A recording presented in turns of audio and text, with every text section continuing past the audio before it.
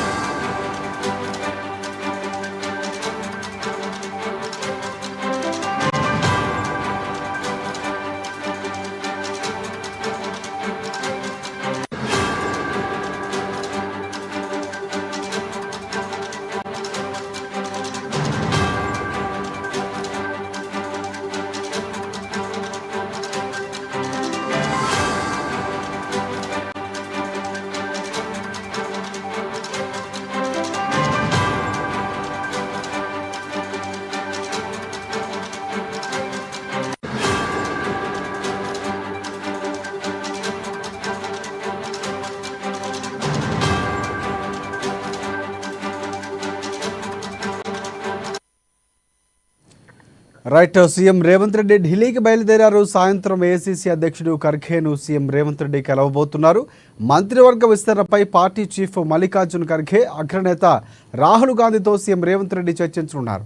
దీంతో పాటుగా ఖర్గే సమక్షంలో రాజ్యసభ సభ్యుడు కె కేశవరావు కాంగ్రెస్ పార్టీలో చేరబోతున్నట్లు సమాచారం అందుతోంది. దీనికి సంబంధించి మరిన్ని అప్డేట్స్ అందించేందుకు మా ప్రతినిధి రాంబాబు మనకి లైవ్లో సిద్ధంగా ఉన్నారు. రాంబాబు, చెప్పండి. రాజశేఖర్ ముఖ్యమంత్రి రేవంత్ రెడ్డి కొద్దిసేపటి క్రితమే ఢిల్లీకి బయలుదేరి వెళ్లారు. ఢిల్లీలో ఇటు కె కేశవరావు మాజీ రాజ్యసభ సభ్యుడు, మాజీ బీఆర్ఎస్ నేత అయినటువంటి కేశవరావు ఈరోజు కాంగ్రెస్ పార్టీలో జాయిన్ అయ్యేటువంటి అవకాశం ఉన్నది. ఈరోజు తన రాజ్యసభ సభ్యత్వానికి రాజీనామా చేసి ఢిల్లీలో ఏఐసీసీ అగ్రనేతల సమక్షంలో కాంగ్రెస్ పార్టీ కండువా కప్పుకునేందుకైతే ఢిల్లీకి వెళ్తూ ఉన్నారు. ఇటు ముఖ్యమంత్రి రేవంత్ రెడ్డి కూడా ఈ యొక్క కార్యక్రమానికి అయితే వెళ్తూ ఉన్నారు. మరొక వైపు సాయంత్రం ఏఐసీసీ అధ్యక్షుడు మల్లికార్జున ఖర్గేను కూడా కలిసి క్యాబినెట్కి సంబంధించినటువంటి అంశం పైన కూడా మాట్లాడేటువంటి అవకాశం ఉంది. ఇప్పటికే క్యాబినెట్ విస్తరణకు సంబంధించినటువంటి ప్రిలిమినరీ సమావేశం కూడా డిస్కషన్ కూడా జరిగింది. మొత్తానికైతే ఈ యొక్క ప్రిలిమినరీ డిస్కషన్లో కూడా దీనికి సంబంధించినటువంటి క్యాబినెట్ విస్తరణకు సంబంధించి వివిధ రాష్ట్రంలో 6 క్యాబినెట్ ఖాళీలు ఉన్నాయి కాబట్టి దీన్ని భర్తీ చేసేందుకు వివిధ సామాజిక వర్గాలు, జిల్లాలకు సంబంధించినటువంటి నేతలు, వివిధ పార్టీల నుంచి వచ్చినటువంటి నేతలు ఈ కోణంలో అన్ని రకాలుగా ఆలోచించి క్యాబినెట్ విస్తరణ ఉంటుందని చెప్పేసి ఏఐసీసీ వర్గాలు చెప్తున్నటువంటి నేపథ్యంలోనే ఇప్పటికే దీనిపైన ఒక ప్రిలిమినరీ డిస్కషన్ కూడా అయిపోయినటువంటి పరిస్థితి. మొత్తానికైతే ఈరోజు ఢిల్లీకి వెళ్ళినటువంటి ముఖ్యమంత్రి రేవంత్ రెడ్డి సాయంత్రం ఏఐసీసీ అధ్యక్షులు మల్లికార్జున ఖర్గేను కలుస్తారు. అదేవిధంగా కేశవరావు కూడా కాంగ్రెస్ పార్టీలో జాయిన్ అవుతున్నటువంటి నేపథ్యంలో తన రాజ్యసభ సభ్యత్వానికి రాజీనామా చేసి కాంగ్రెస్ పార్టీలో చేరేటువంటి కార్యక్రమానికి వెళ్తున్నటువంటి ముఖ్యమంత్రి రేవంత్ రెడ్డి ఈ క్యాబినెట్ విస్తరణ మాత్రం ఇప్పట్లో ఉండే అవకాశం లేదని తెలుస్తూ ఉన్నది.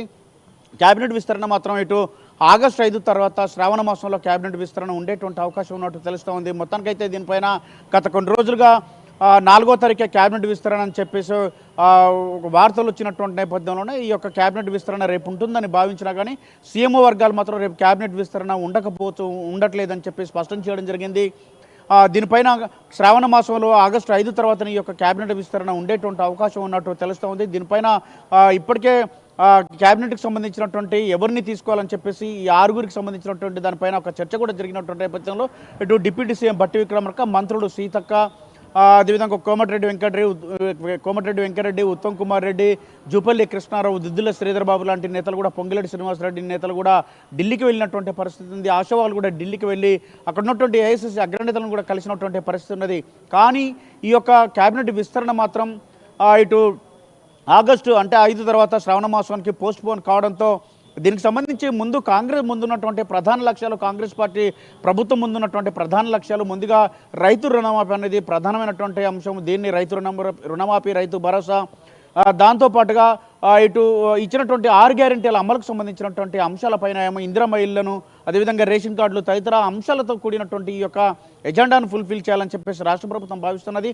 ముందుగా ఈ యొక్క అంశాలను ఇటు ప్రాధాన్యత పరంగా వీటిని అమలు చేయాలని చెప్పేసి రాష్ట్ర ప్రభుత్వం భావిస్తున్నటువంటి నేపథ్యంలో ఈ యొక్క క్యాబినెట్ విస్తరణ అనేది శ్రావణ మాసంలో జరిగేటువంటి అవకాశం ఉంది. మొత్తానికైతే రేవంత్ రెడ్డి ఢిల్లీ పర్యటన మాత్రం ఈరోజు సాయంత్రం కేశవరావు కాంగ్రెస్ పార్టీలో చేరికకు సంబంధించిందిగా ఉంటుందని తెలుస్తోంది. దాంతోపాటుగా ఏఐసీసీ అధ్యక్షులు అదేవిధంగా రాహుల్ గాంధీతో కూడా మాట్లాడి క్యాబినెట్ విస్తరణ, అదేవిధంగా నామినేటెడ్ పోస్టులకు సంబంధించినటువంటి అంశంపైన కూడా మరొకసారి కూడా మాట్లాడేటువంటి అవకాశం కనబడుతోంది. Rajasekhar. Right, thanks for updates Rambabu.